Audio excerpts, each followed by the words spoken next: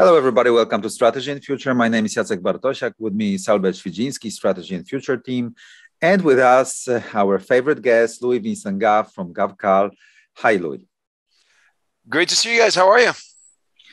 Yeah, I'd like to say we're fine, but in those epic times, it's so difficult to say it, given the fact that with Albert, we are based in Warsaw, which is quite close to the war in Ukraine, and we face consequences of that. And I like to start our conversation with this, and maybe less so with the kinetic war and the traditional perspective of war, but I would propose the following statement, and I wonder whether you agree with this or you do not agree. So at Strategy and Future, we sort of think that we are seeing the beginning of the global conflict, whatever you call it, the New World War, chaos, destabilization of everything, of connectivity, of correlations, of strategic flows, of exchange of goods, people, capital. What was smooth and seamless will be contested. What was agreed upon will be challenged. Yeah, and the war in Ukraine is just one of the signs of this chaos and lack of agreement between great powers. And what do you think about this statement from our side? Do you agree with this? How would you see it from the financial perspective, financial markets, etc.? The floor is yours, Louis. First, thanks again for having me. And I realize that these are sober times. We're obviously, you guys are in the front line of probably the biggest crisis of the 21st century thus far. And I think, to your point, crises have a tendency to accentuate and accelerate underlying trends. And before Russia even started to invade Ukraine, we were already in a phase of energy crisis, for one, which always creates geopolitical tensions, and definitely in a phase of deglobalization. I think we talked about that last time we met. I wrote a book about that 4 or 5 years ago, Clash of Empires, and there's no doubt that this Ukraine war amplifies those trends. It amplifies the energy crisis. It definitely amplifies the deglobalization sort of structural macro trend that was unfolding. Because, unless you expect some kind of, near-term massive regime change in Russia, which, right now seems highly unlikely, we just have to assume that some kind of new Iron Curtain has fallen in Europe, right? Where you have Belarus and Russia on one side, sort of the rest of Europe, US on the other. And what's pretty obvious to your point is that the US, Europe are turning to countries like China, like Brazil, like Saudi Arabia, like India, like South Africa, and saying, hey, come and join us on our side of this new Iron Curtain. And most of these countries are a little bit like, frankly, South Africa or India, saying, you know what, this isn't my fight. I'd rather not be on any side of this Iron Curtain. Or even countries like China or perhaps even Saudi Arabia saying, well, look, don't push me, because if you push me, I'm actually going to choose the other side of the Iron Curtain. You're going to choose the Russian side of the Iron Curtain. And here, you guys obviously spend a lot more time looking, and you have a lot more. You guys can probably forget more about Russia than I could learn in a day, than I could hope to learn in a lifetime.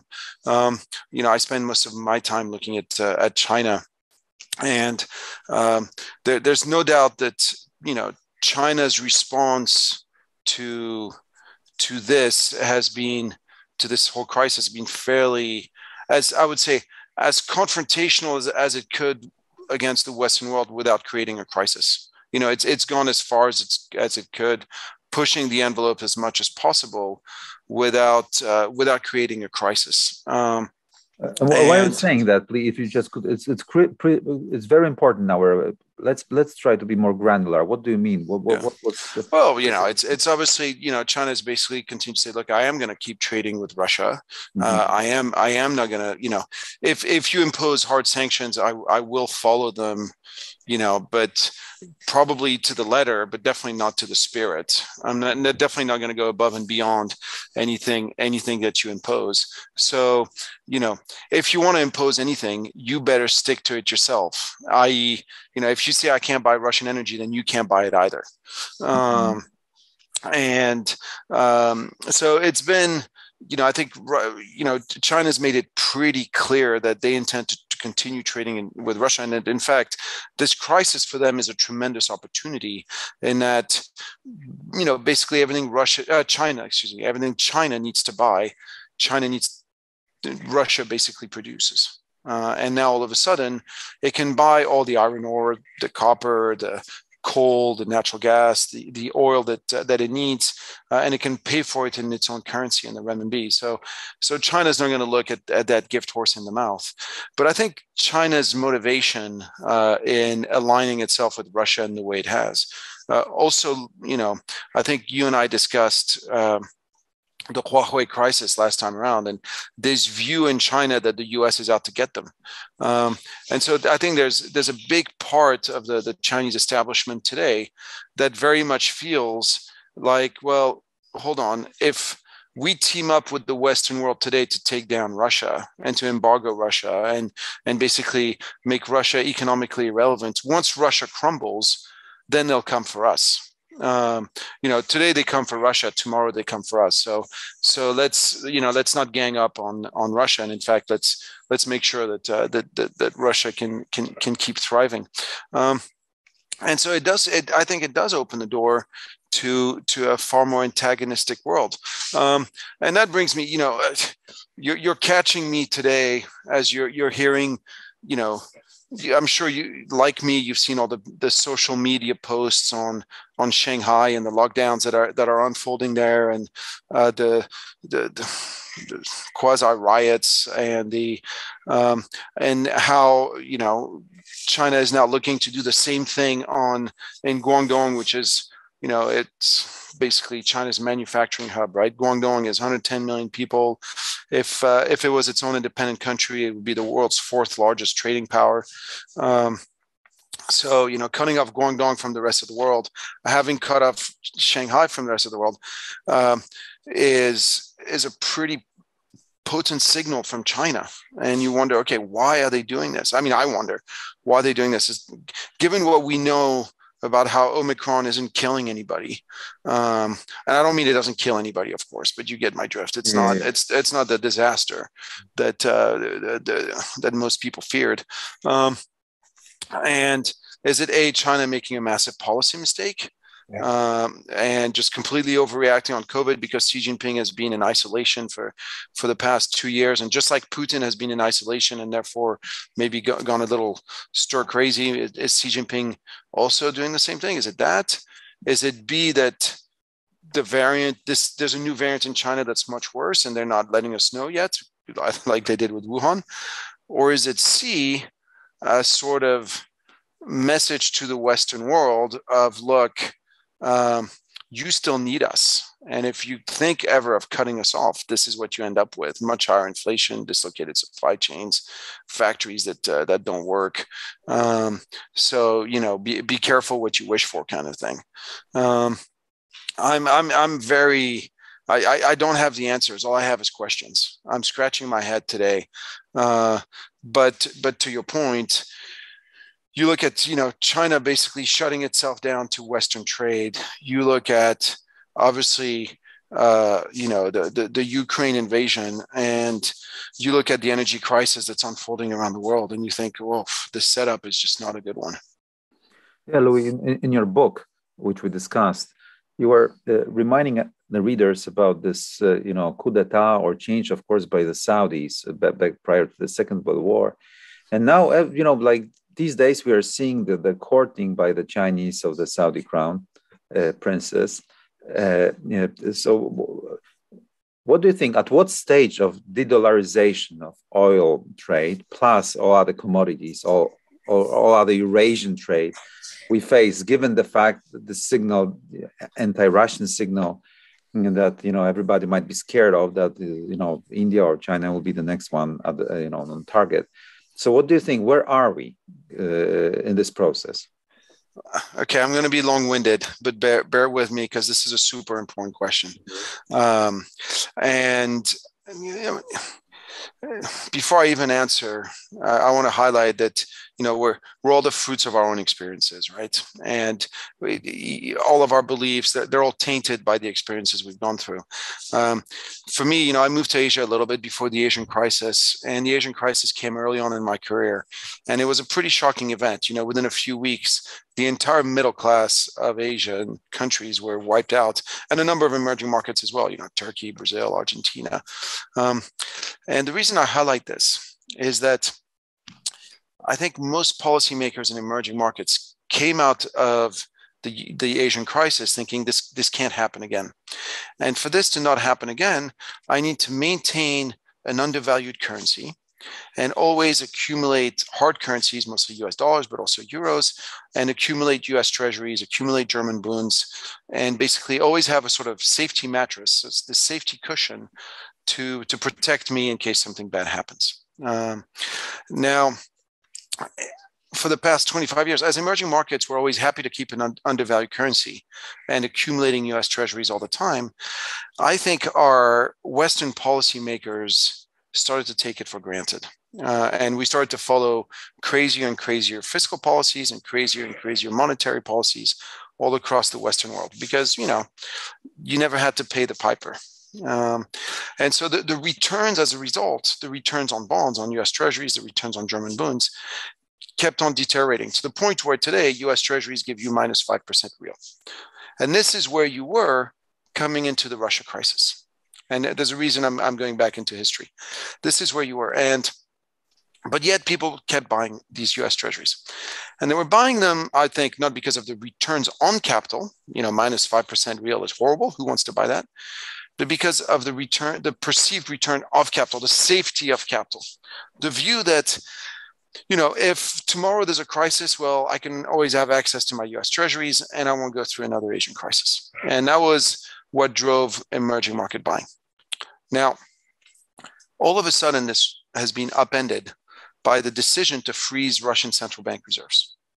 The decision taken in just one weekend to say, the 200 billion that Russia has in US treasuries and the 200 billion it has in European bonds, they actually don't belong to Russia. We're confiscating those. And we'll actually go one step further. We'll also confiscate all the assets of Russian oligarchs. Why? Well, because we don't like them. Because they're Russian and they're rich, and we need to punish somebody for this outrageous crime of invading Ukraine. We can't punish Putin, so we'll punish Roman Abramovich instead and take us Chelsea Football Club. And we'll even take their assets, even if they're in Switzerland.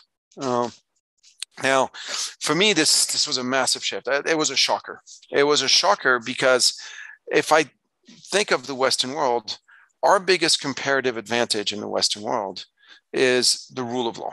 It's the fact that you can be black, brown, white, yellow, Catholic, Protestant, Jewish, Muslim, Hindu, and you can go in front of a court of law and you get the same treatment, and this is true in Paris and London and New York, etc. And now what we've just done is we've just said, yes, we all get the same treatment, except if you're a Russian oligarch. Then you don't get due process. Then you don't get the rule of law. Then we just take your assets. And of course, this is a super strong message to send to Saudi princes, to Chinese tycoons, because if you're a Saudi prince, all of a sudden you say, what do you mean except if you're a Russian oligarch? That's not the deal. I've been accumulating all these bloody US treasuries on minus 5% real because I think they're safe. But if tomorrow another 20 Saudi idiots decide to hijack a plane and throw them into not the World Trade Center, but the Empire State Building, does that mean that my stuff gets confiscated? And if you're a Chinese tycoon, you think, well, hold on. If tomorrow Xi Jinping decides to invade Taiwan, a decision on which I have absolutely no visibility or no influence, does that mean that my house I bought in Vancouver and the money I have in a Swiss bank account gets confiscated? Well, then I shouldn't keep my money there. I need to put my money in Dubai. I need to put my money in Singapore. I need to put my money in Hong Kong. And so I think we've just witnessed a massive paradigm shift in basically the way our financial system worked. Our financial system used to be emerging markets run large current accounts surpluses, and they recycle them in Western assets. And because Western assets are perceived to be the ultimate safety. And now, depending on who you are, what we're saying is it's safe depending on who you are. And we decide if we like you or not. And if all of a sudden tomorrow we don't like you anymore, then you lose your assets, which therefore makes them not safe. So yes, to your point, you can see why Saudi would react the way it has in the past few weeks to this whole confiscation of Russian assets, and for Saudi to start saying, well, hold on, do I need to start to keep accumulating US assets? Because what happens if tomorrow everybody on Twitter and Facebook decides to put little Yemen flags next to their names, like we've done with Ukrainian flags? Because let's not beat around the bush. For sure, Russia's been horrible in Ukraine, but they've not been choir boys in the Yemen.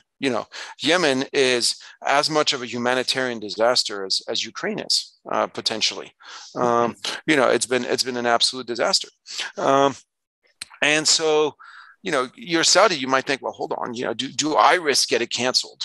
Like Russia just got canceled. And if so, then the US dollar is a whole lot less attractive.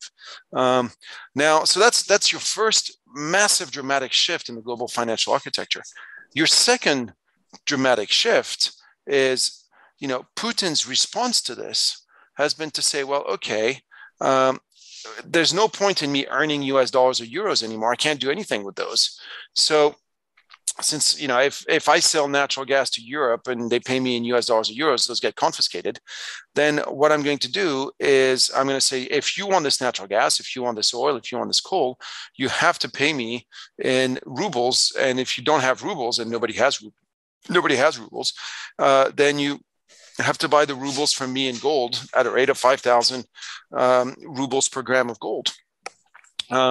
Or if you're a country that is not beating me over the head with a club, if you're China, if you're India, you can buy my energy in your own local currency, hereby implying that you don't, if you're China, you no longer need to save as many US dollars as you used to. Because if you were China, you were basically accumulating US dollars all the time in case the oil price went up and you needed US dollars to buy oil.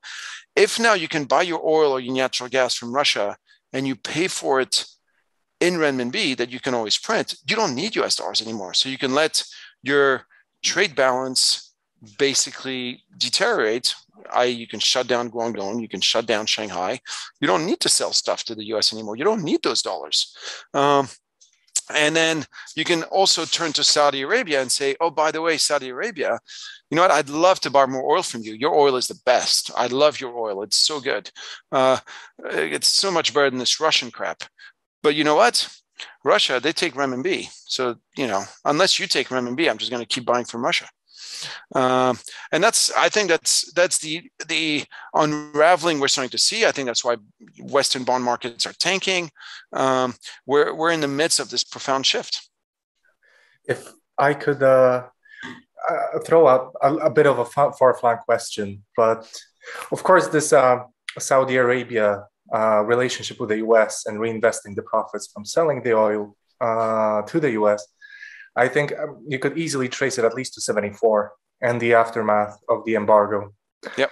And the way it has been set up is basically the Saudis reinvest into US denominated, papers, basically, whatever you want to call it, debt. And US weapons. And US weapons, that is correct. So I, from what I've heard in 2016, and again, it was over 9/11 investigation, Saudis threatened to offload a massive amount of US debt, of US denominated currency and other stuff. amounting to, I think, $750 billion of dollars, and China has well over $1 trillion. And Yeah. so here comes the far-flung question. Basically, what is obvious is the sanctions, the totality of U.S. sanctions under scope to everybody who isn't firmly in the U.S. camp, that there is a burning need to move away from dollar, at least to an extent of the portfolio, right, or reserves. So, and here comes Ray Dalio. He usually claims that you see the end of a reserve status of a currency in the aftermath of a conflict. He throws out example of guilder and of pound sterling. But the interesting question is, in this case, when obviously Chinese don't need dollar and see dollar as dangerous, could you see an attempt to end reserve currency status, not as an aftermath result of a conflict, but as a first salvo of a global struggle, of a struggle for hegemony? In other words, could the Chinese, it's been a question for a long time, the same way that it's been a question for a long time whether the US can cancel the debt it owes to China. And it's been a sort of a conspiracy theory until it wasn't all of a sudden. So yep. Do you see this a possibility in any way that the Chinese could move to offload their debt alongside the Saudis, for example, who threatened this already? Look, I think if you're China, you can't really call J.P. Morgan and say, what price for $1.5 trillion of U.S. Treasuries, and unless you're willing to have a massive revaluation of the renminbi, right? And the reality is that Chinese policymakers are first and foremost in the game of stability. Yes, they want to change the world to a world that is more favorable to China, but they want to do it gradually and with a certain level of stability. So I think that the first step isn't going to be let's dump our bonds and in essence crush the U.S. dollar. The first step is going to be let's let the renminbi revalue gradually, and perhaps stop having a massive trade surplus, which and doing so at a time when the U.S. is already having an inflation problem. So now all of a sudden everything you import from China is going to be more expensive. Not only that, but you now have 25 years of accumulated U.S. current account surpluses that have been, since the Asian crisis, have been pushed to outside of the U.S. and that are funding working capital, that are funding these reserve cushions of the Saudis, of the Koreans, of the Indonesians, of the Thais, of the Chinese, etc.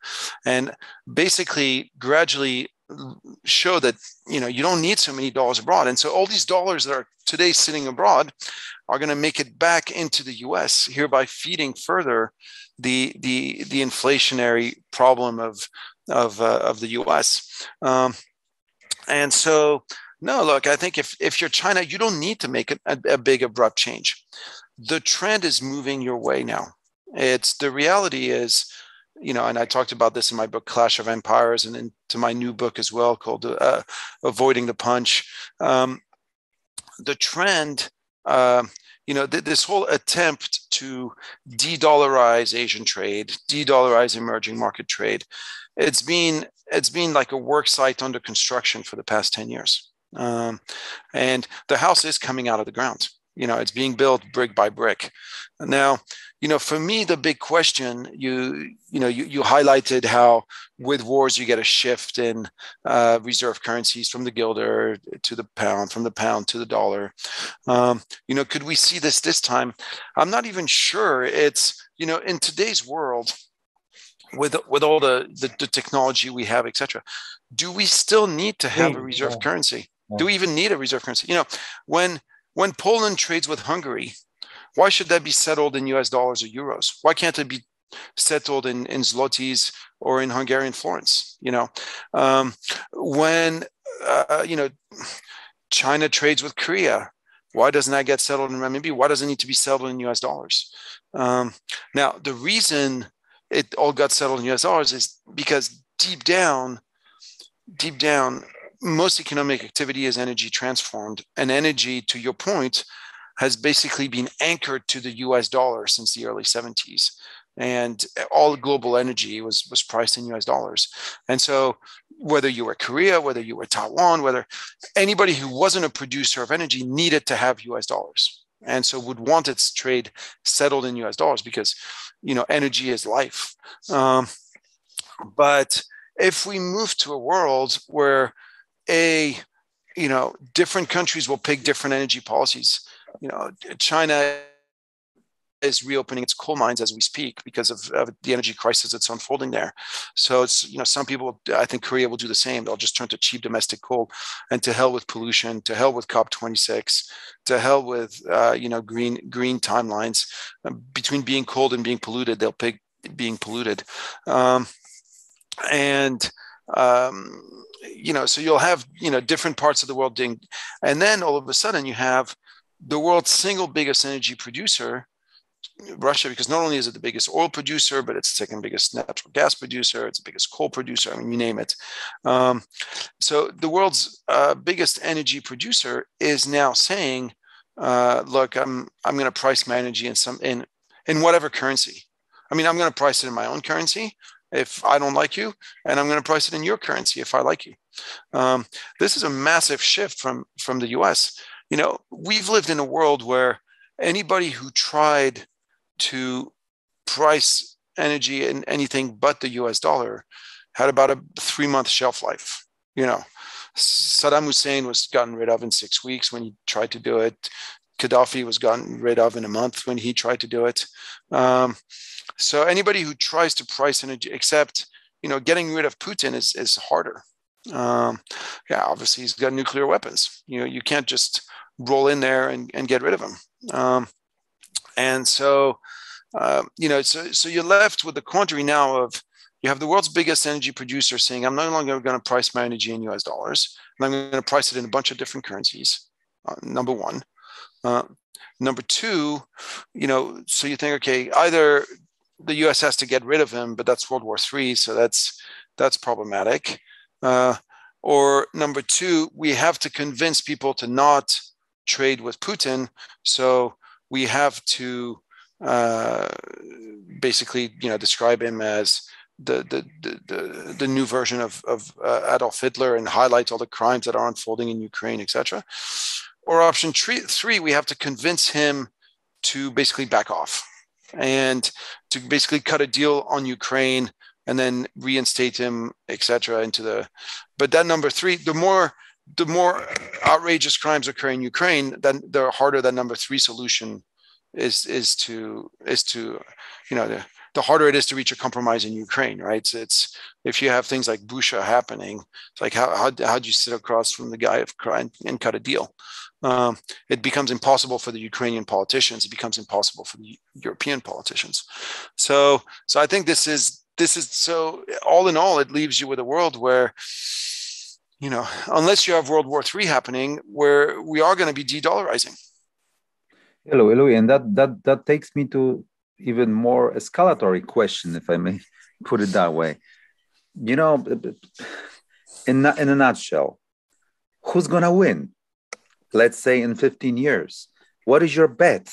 Because, it's all about betting, right, in financial markets. So if on one side you have, let's call it geopolitically, world, the sea powers, or the world ocean of United States and English-speaking world, with all institutions, Bretton Woods system, and, with the power of the dollar system, against Eurasian landmass, with the main producer of raw minerals, with the main industrial hub of the world, right?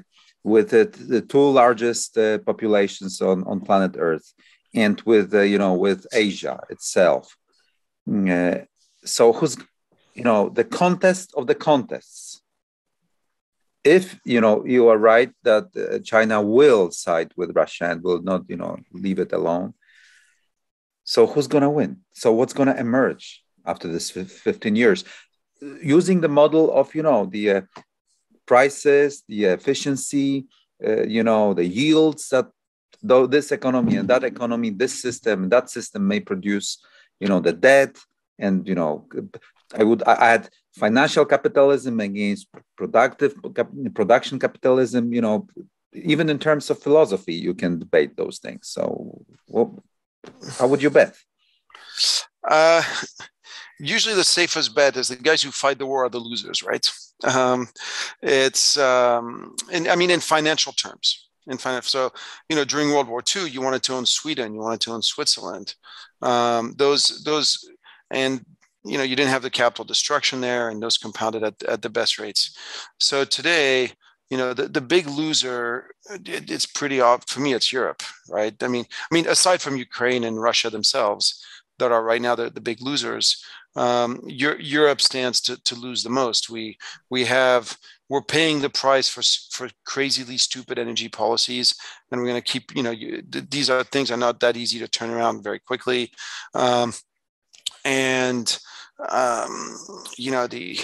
the reality is Europe's heading straight into a pretty dire recession. If really we're going to cut off Russia, I'll give you just a simple little factoid. The U.S. exports as much to Russia every year as Belgium. So for the U.S., for the U.S., this really doesn't matter. This war, economically speaking, for Europe, it's a disaster. Russia is a very important market for pretty much every European country, both in terms of supply chain integration and in terms of trade. So Europe is the big loser. For me, the big question is, does China basically end up colonizing Russia? And when I say colonizing, I don't mean that they're going to appoint a governor and take it over militarily, but I mean a colony in the way that in the old-fashioned sense of colony, where when the UK held India, all the Indian commodities had to go to the UK, and the UK would transform them into higher value-added goods, and then they would be sold back to India. And the only thing you could buy in India were British products. And that was, Gandhi's big complaint was all the Indian wool would go to the UK, and then they'd have to pay a lot of money for UK cloth.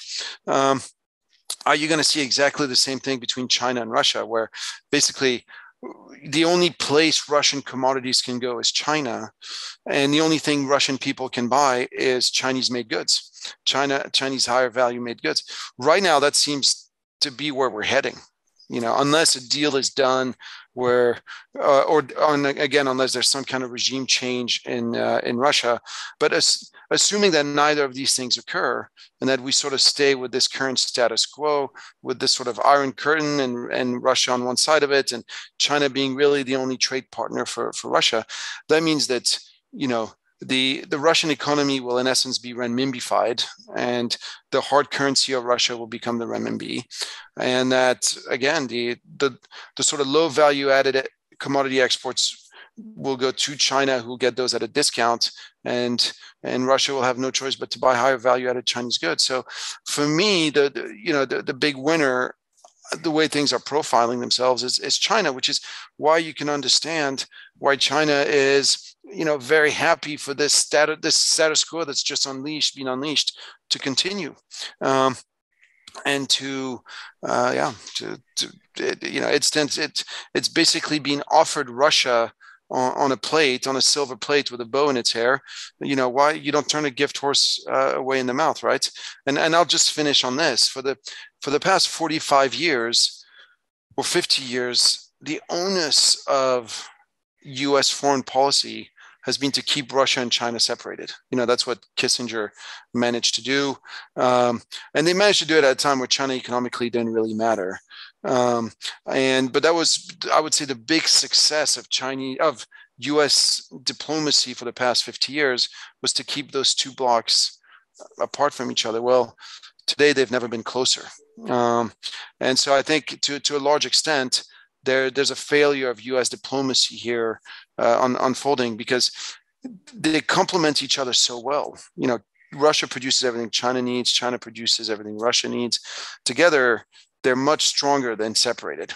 And to the extent that you think, okay, I don't like either regime, I don't like Putin, I don't like Xi Jinping, the last thing you'd want is for them to be united. it's the Machiavellians. You go back to Machiavelli, right? Divide and conquer. You want Russia and China to be divided, and you've managed to unite them like never before. So there's a big failure of policy here from Western diplomacy. I suppose this is, again, from the US perspective, not Polish perspective, a reason why the US really shouldn't be beating India with a stick over making deals with China, right? Because it offers, an opportunity to diversify, right? Rather than throwing it to absolutely.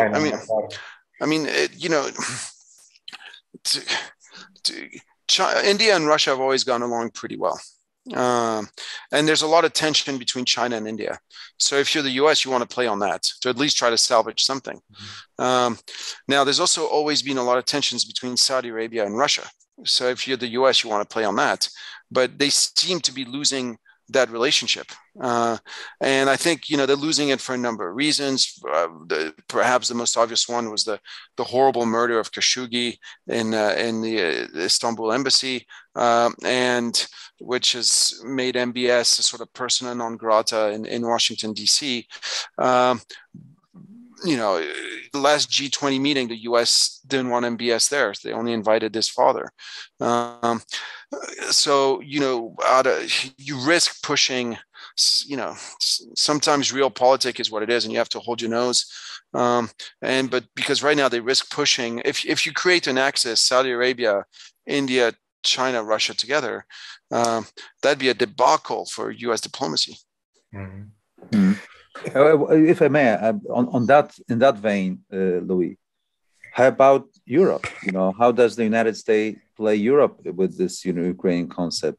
Let me give a lot of, the background. Prior to this war in Ukraine, it seemed, and I also listened to what you were saying at Micro Voices, as far as I remember, it was there, that, Russia seemed to be, a good choice to invest, so to speak. Europeans wanted to deal energy markets, maybe even dirty production later on. They don't care about climate. Yields are not great, but still in Russia, they are great. So how about industrialization of Russia on German capital? And the Chinese wanted to do the same. So there was at least a prospect of Eurasian consolidation, and Russians could choose the partner, whether it would be Europeans or the Chinese. This war is canceling all this, or is it? And the question is, how far you think this war is changing this calculation for Germany and France? Because apparently Germany and France were not playing in the same league, in the same, team as the United States and also the countries of the Intermarium, including our dear Poland here, where we sit with Albert. So what do you think, whether the consequences of consolidation of transatlantic community, including those business aspects, are long-term, or is just only for the show because of the atrocities of the war? So what the structure of the thing is telling you? I think the latter. I think it's I don't know if it's for show. No, I don't think it's for show. I think there's right now a genuine European countries and the US definitely united in the face of this Russian aggression. There's no doubt about that. Now, the question is, how long does this unity last? And here I would say it's not going to last very long, and that politically things are going to get much tougher going forward. So yes, there's the initial knee-jerk reaction to the horror of the invasion, and everywhere across the Western world, you have people clamoring, "This is terrible. Something must be done," and so politicians, something must be done. So they jump, right? It's jump, do something. And so it's, okay, we'll increase defense spending. That's something. So let's do this. And we'll, of course, take in the Ukrainian refugees, and we'll, of course, send lots of weapons to Ukraine. And so here, on this front, the unity is very, very real. Where things start to diverge, I think, going forward is we have to remember that, economic activity is first and foremost energy transformed. And that, the US has had a big comparative advantage for the past 10 years, thanks to their shale revolution. They had a much cheaper cost of energy than anybody else. And the only way really for Europe to catch up was to tap into Russian energy, hence Nord Stream 2. And so, if you looked at yourself, if you looked at the future for the next 10 years, the bullish case, you could make a bullish case for Europe. And the bullish case for Europe was a pretty simple one. It was that you were, with Nord Stream 2, Europe could start tapping into Russia's massive natural gas fields. And not only that, but that the natural gas would be priced in euros rather than US dollars. And if you price your energy in your own currency, that's a massive comparative advantage because nobody can ever put pressure on you. And so you can make an argument that, as Europe integrated more with Russia, this was massively bullish for Europe over the coming years. And, to be honest, this was my belief before the invasion. I thought this is where we were heading.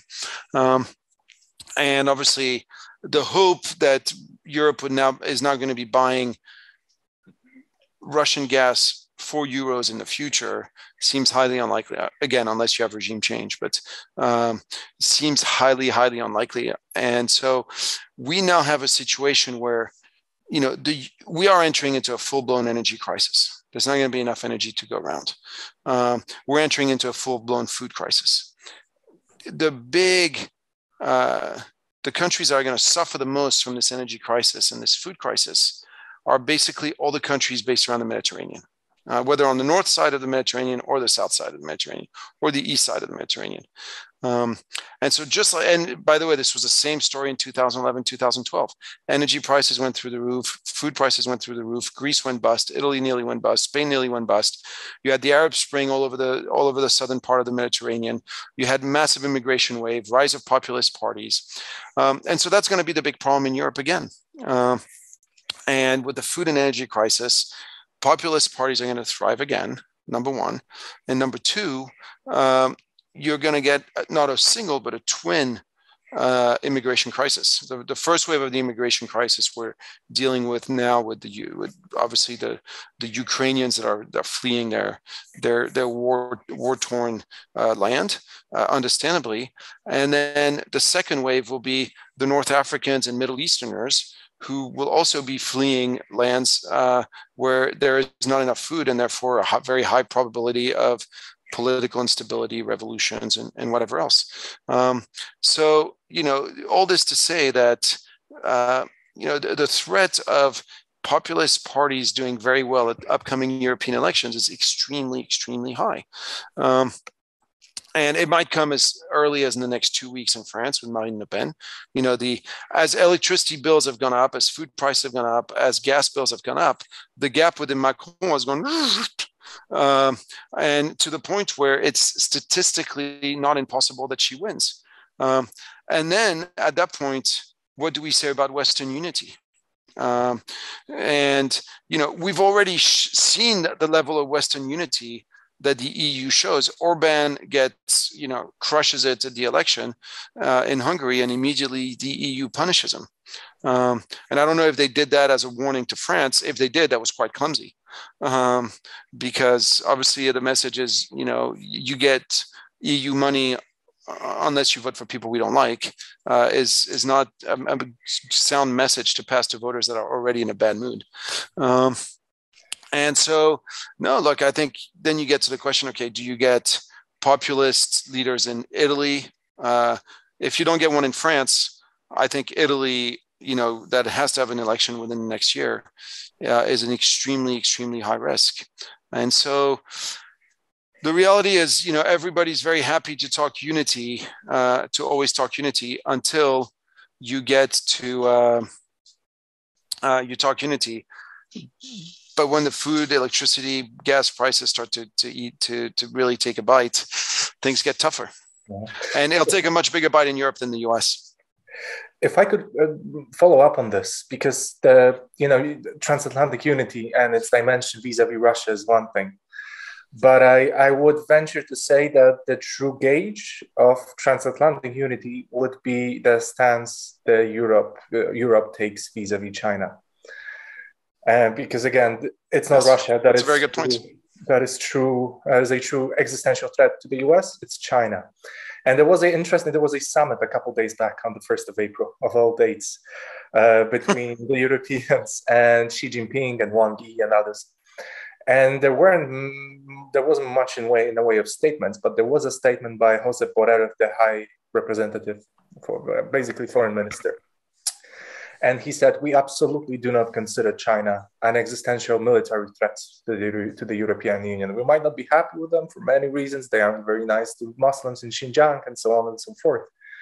But they are an important business partner, a trading partner. They are not a military threat. They cannot be even bundled together with Russia in any way, shape, or form. So then there are two options, really. You either see consolidation of the European project, and then it will be very interesting, especially militarized when the US loses leverage, because this is at the end of the day a leverage as well they have over the Europeans, the military power. Or it fails, as he said, with the radical parties. But assuming it doesn't collapse immediately, do you see any reason to believe it will be desirable and possible for the Europeans to move away from China? And what would the US have to offer to the European Union to make it in any way, shape, or form feasible? Very tough question, but I think your point is an excellent one.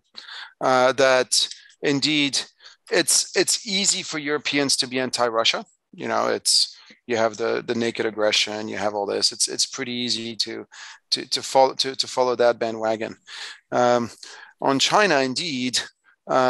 Why should Europe feel threatened about China? The reality is, Europe, most European countries have, positive trade surpluses with China.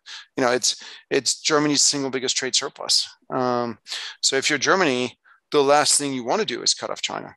It's a great trading partner for you. I think if you're Poland, Hungary, Czech, Slovakia, all those countries, for years, for really centuries, your lot in life, unfortunately, has been to either be dependent on Germany or be dependent on Russia, right? It was you were sort of stuck in between these two superpowers, and so it was either you had to make your peace with one or make your peace with the other. It was pretty hard to stand alone and stand strong. And the whole, Chinese One Belt, One Road gave hope, I think, to Eastern European countries that all of a sudden we have another outlet, we have other markets. We don't need to be Germany's slaves for all intents and purposes. We have the option of something else. And so that dream, that sort of China dream, is a hard one to turn away from. And different countries embraced it differently. Like Hungary's embraced it massively, right? If Hungary's like gone full into the One Belt, One Road, the Xi Jinping dreams. So yeah, I don't think there will be much of it'll be very hard to build a pan-European consensus that would be anti-China. I don't really see what the US could offer Europe. It's easy to build an anti-Russia consensus today because of the invasion, right? Before that, without the invasion, never could you have built a pan-European consensus that was anti-Russia. Sure, the Baltic countries were very anti-Russia for, obvious reasons. Sure, Poland was worried about Russia, but if you were Germany, you're like, no, keep sending the cheap coal, keep sending the cheap natural gas. We'll have it in spades, and we'll keep selling you Mercedes. Thank you very much. But so you couldn't do it in pan-Europe before the invasion. So I think it would take, I don't think the US can change that. I think it would take a policy mistake from China to change that. It would mean that China basically went out and did something pretty bad. And the only thing one can think of is invading Taiwan, right? That's I think the only way you get Europe to basically team up and say, you know what, we can't do trade with China, is if China turns around and invades Taiwan. But I personally don't believe they're going to do that, partly because just militarily, the logistics of it are so much more complicated than for Russia to invade Ukraine. And even with that, Russia's not doing that great a job. I don't know. There's a lot of who knows what goes on the battlefields, right? There's the fog of war, and it's hard to tell what's true from what's not. But right now it doesn't look like Russia's crushing it in Ukraine, right? There doesn't look like they're winning, and that's, you don't have the problem of, an ocean dividing you. You don't have the problem of U.S. troops, the U.S. Navy sitting in between, and the Russian army arguably is a decently tested army that's fought a lot of battles in the past 20 years, when the Chinese army is completely untested. So I think it would be absolutely madness for China to invade Taiwan. And finally, one more thing is, I know Xi Jinping's been concentrating a lot of power, but at the end of the day, the important decisions still have to be taken by a Politburo. In Russia, it is one guy. It is just so. All this to say, I don't see how Europe unites against China. I just don't see it. So yeah, Albert, go ahead. I have a clickbaity question. I'm sorry. You say I think they're the best for the business, but look, I agree. I absolutely concur with no point in China consciously and making a calculated decision to attack Taiwan. At the same time, I couldn't help but notice that there was that little thing with Nancy Pelosi a couple of days back. I don't know if you heard about this. Yeah. And she ended up not going. Yeah, I mean, she she caught COVID. She caught COVID. Happens, but she caught for the third time, which is unusual. But look, this happened before. This happened in early 21 with Kelly Craft. I don't know if you remember this. Yeah. And, no, I think one of these days they could make a mistake. The U.S. is pushing the envelope on this. You mean, to be honest, having Pelosi go to Taiwan is frankly a very needless provocation. And again, at this time when the U.S. should be looking to make friends with China to sort of isolate Russia, it strikes me as really playing with matches in a dynamite factory for Nancy Pelosi to say, I'm going to go to Taiwan. Now, granted, you could say maybe it's an act of God that she catches COVID for a third time, or maybe the U.S. diplomatic service, said, let's not do that. I want to believe it's the latter. I haven't met anybody yet who's caught COVID 3 times, so so I'm going to go with the latter.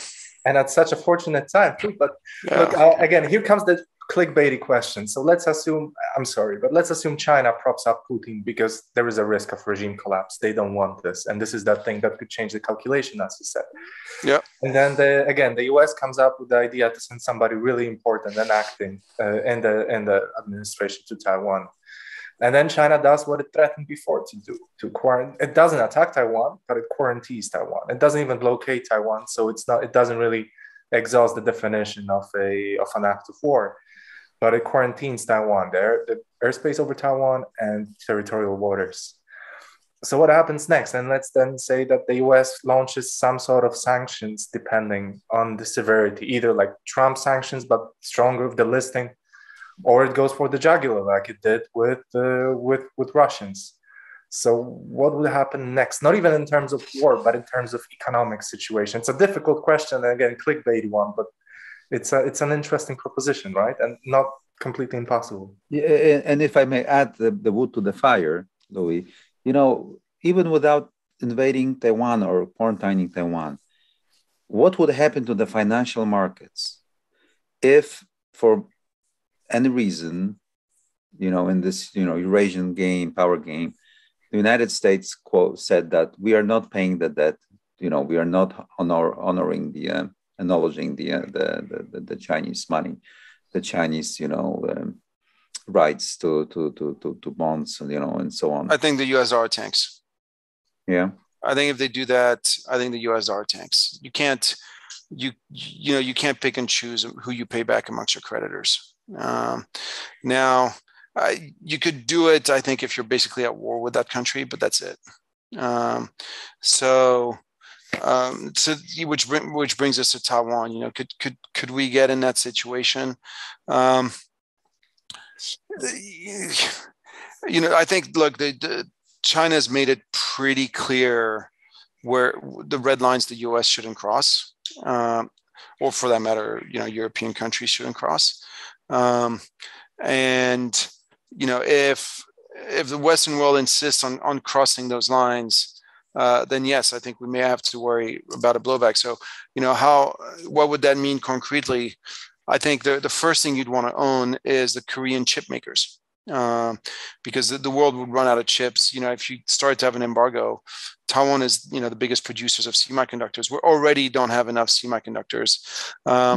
If all of a sudden there was a sort of question mark over semiconductor supply in the future, everybody would move immediately to double, triple, quadruple order from the Korean semiconductor producers, who would then be working absolutely flat out. So in that world, if you think that's a real threat, you buy Samsung Electronics and you buy SK Hynix as a hedge. Now, interestingly, their share price haven't done very well of late. So the market doesn't seem to be pointing in that direction. I think the other thing you would anticipate is energy prices to go through the roof, because the US might respond with basically an embargo of Chinese oil. They've already basically embargoed China from semiconductors. They could turn around. China has three main weaknesses. Its dependency on the dollar, its dependency on semiconductors, its dependency on energy. So you could easily, basically block Chinese ships from going through the Malacca Straits and, going onto the Middle East to pick up oil. So oil would probably go through the roof. Those would be the market implications. Now, again, I don't think this is the scenario we're going towards. I think, in fact, the fact that Nancy Pelosi canceled her Taiwan trip leads me to believe that, the reason she decided to go to Taiwan in the first place, she represents San Francisco. There's a huge Chinese community in San Francisco, and the Chinese community, which, like a lot of the Chinese people that left China, is, of course, very proud of China, but very anti-CCP, very anti-Chinese Communist Party, because that's why they left, because the Chinese Communist Party was horrible.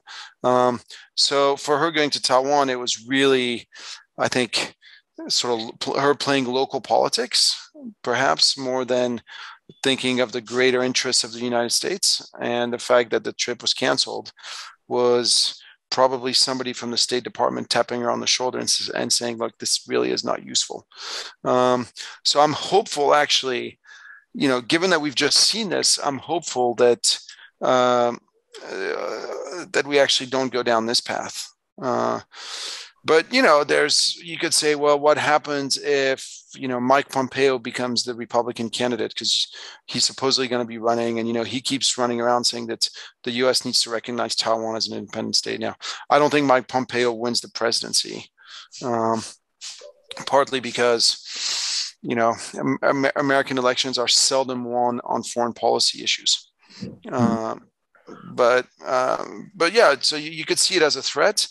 Having said this, the fact that Nancy Pelosi canceled the trip, I think is pretty positive. Because here's the interesting thing about her canceling the trip: she canceled the trip because of COVID, and she didn't turn around and say, "But I'll be coming in a month later," I guess, or in 3 weeks, or in 2 weeks, or as soon as I test negative, I'm on the plane. She did not do that. It's going to be quietly dropped, and I'd be willing to bet that Nancy Pelosi never makes it to Chiang Kai-shek Airport. Yeah, Louis, you nicely evaded the answer. Who's gonna win this contest long term? Oh no, I didn't. China.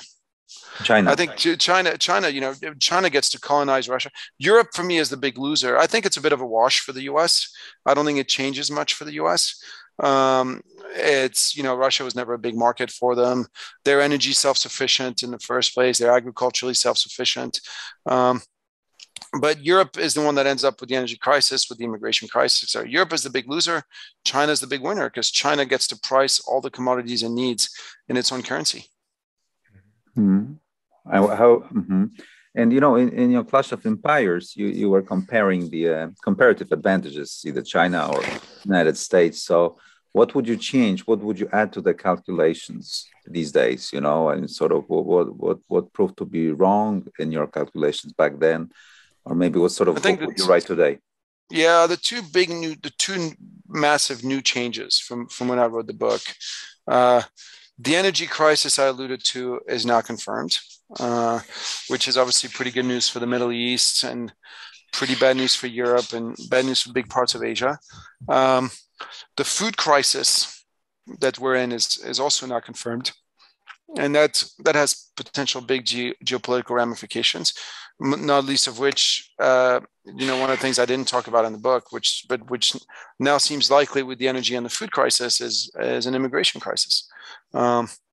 So, there's three, I think, big new developments since I wrote the book: immigration crisis, food crisis, and energy crisis. And but all three of these crises, frankly, I would say feed into the underlying trends that were already there, where they're especially bad news for Europe. If I could go back, I asked you before about what could be the offer the US presents to Europe to draw it away from China.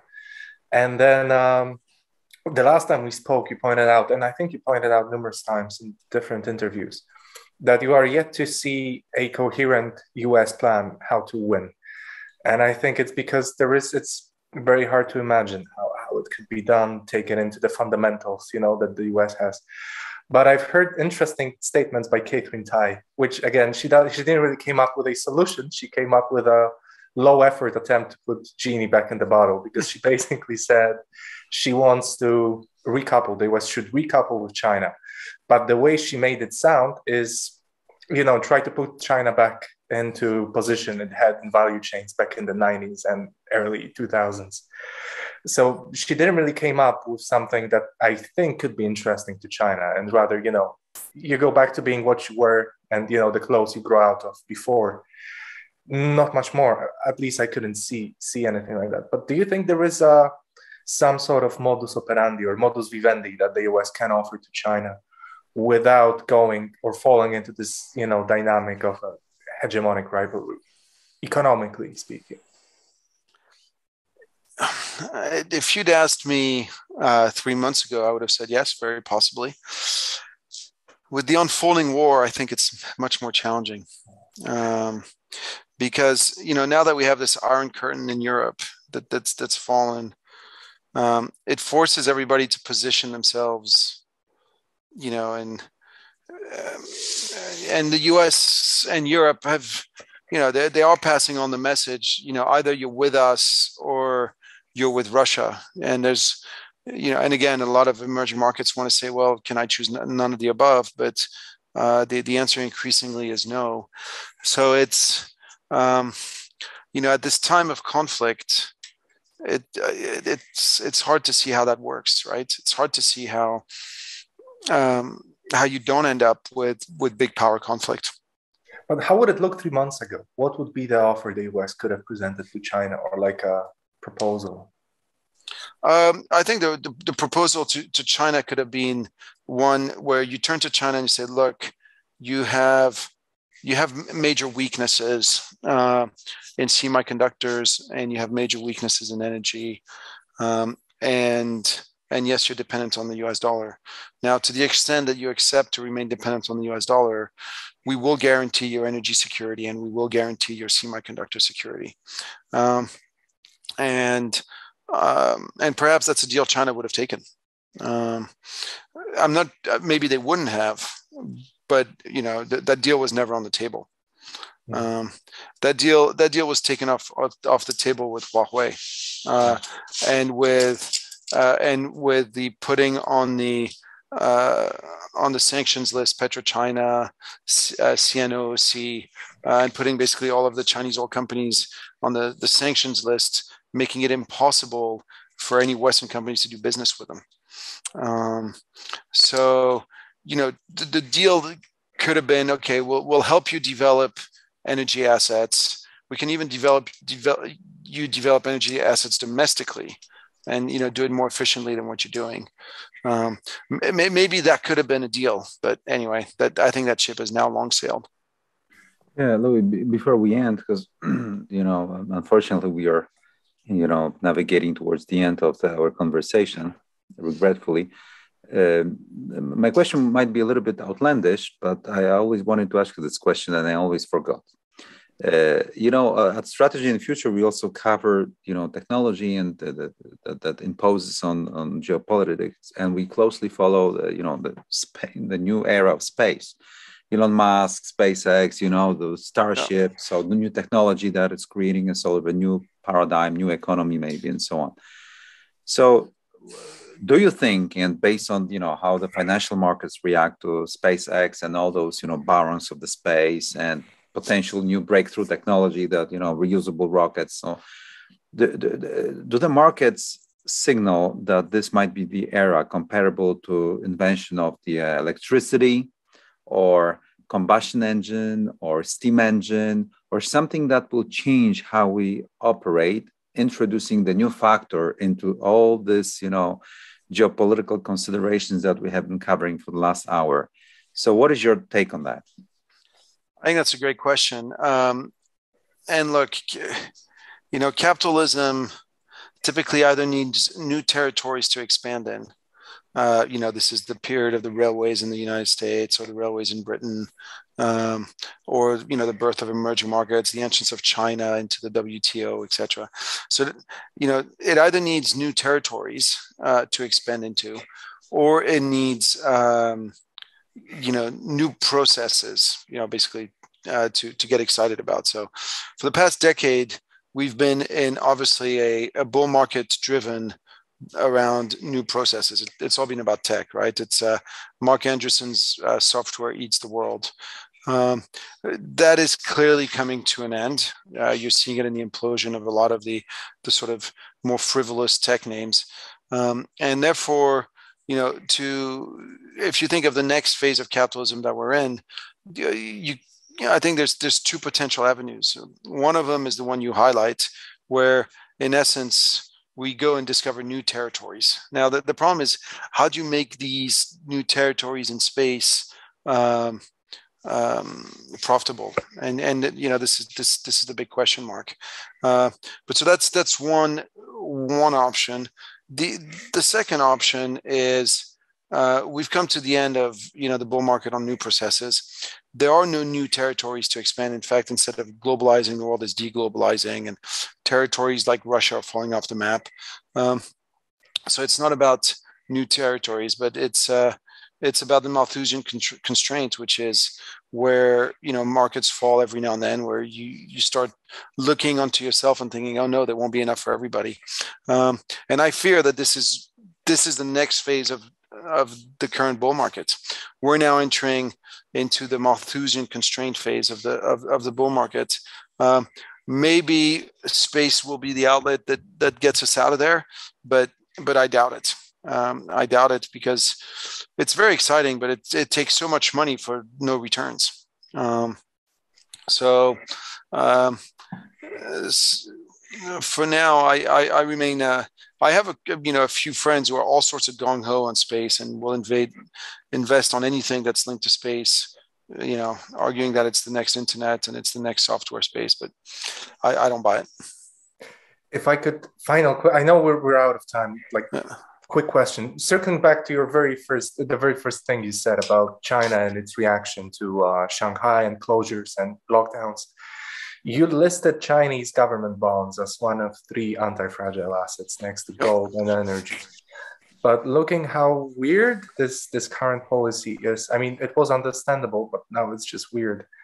Is there any reason to change the outlook, move away from being such a, heavily bullish on China with this strangeness, or is it not enough to really affect your judgment? No, it is weird, and I'm really scratching my head. I will say this. So, we're recording this. It's 11th of April today. Today's the first day where Chinese bond yields have fallen below U.S. bond yields. If you look at your 10-year, as I was looking at my screen just before I got in here, the U.S. 10-year was at 277 and Chinese was at 276. This is the first time this has occurred in the era where foreigners are allowed to buy Chinese bonds. It occurred before, but that was when China had, completely closed capital accounts, and it was impossible for foreigners to own Chinese bonds or anything like that. So, in the modern era, this is the first time this has occurred. So far, the market is, the Chinese government bond market is behaving very, very well, in spite of indeed these crazy policies. Now you could say, well, these crazy policies are going to mean less growth for China, so that's good news for bonds. And it's I look at these policies, and you think, is it Xi Jinping making a massive mistake? And perhaps because he's being ill-advised, he's surrounded by yes men like Putin and is living alone in a bunker, so possible. And I'm sure Helen's razor that says, never ascribe to malice what can be explained by stupidity. And so, more often than not, when you see really stupid policies, the simplest explanation is because something stupid was done. Like stupidity does happen. So that could be it. Or the other explanation, there's only another two possible explanations. Again, it's either this is they're hiding a really bad variant, but if that's the case, it's probably going to start showing up elsewhere around the world. And option three is they're actually messing with us, and they're messing with supply chains at a time when the US is already, and Europe is already experiencing high inflation. They're sort of turning the screws and making it much worse. I think I want to think it's a policy mistake, but those are your three choices. Yeah. Okay, I think that's the great to catch up with you guys. I guess next time we speak, we'll have known if it was a policy mistake or something more nefarious. Cool. Thank you very much, Louis. Our guest today was Louis Duff, Albert Świdziński, Jacek Bartosiak. You stay with us for more episodes to come. Thank you very much, gentlemen. Thanks, guys. Okay.